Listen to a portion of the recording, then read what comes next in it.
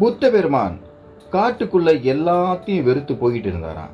அப்போ ஒருத்தர் குறுக்கே வந்து, எப்பா இந்த காட்டுக்கே நான் தான்ப்பா ராஜா, நீ என்ன கும்பிட்டு தான் ஆகணும்னு சொல்லி மொழிமறுப்பாராம். அவரு பேரு அங்குலிமாலன்.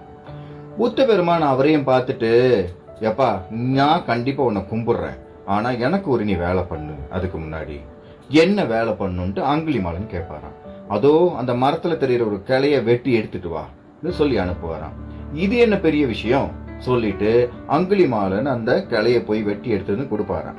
இப்போ புத்த பெருமான் திரும்பவும் அந்த கிளைய கொண்டு போய் மரத்துல ஒட்டி வச்சுட்டு வா, இல்ல சேர்த்து வச்சுட்டு வான்னு சொல்லுவாராம்.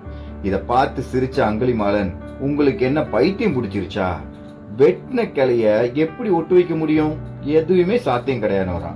அப்பதான் புத்த பெருமான் சொல்லுவாராம், வெட்டுறது ஈஸி ஆனா சேர்க்கறது கஷ்டம், அழிக்கிறது ஈஸி ஆனா ஆக்குறது கஷ்டம். உனக்குள்ள உள்ள சக்தியை நீ ஆக்கப்பூர்வமா ஆக்கி நீ நல்லபடியா வாழ்ந்தா நல்லா இருக்கும்னு அட்வைஸ் கொடுப்பாராம்.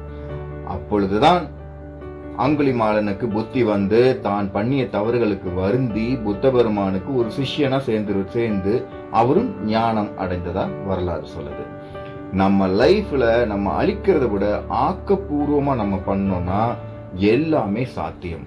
என்னைக்கு ஒரு மனிதன் ஆக்கப்பூர்வமா பண்ணணும்னு நினைக்கிறானோ எல்லா விஷயத்தையும், அவனுக்கு இந்த பிரபஞ்சம் தொடர்ச்சியாக சப்போர்ட் பண்ணி கொண்டேதான் இருக்கும்.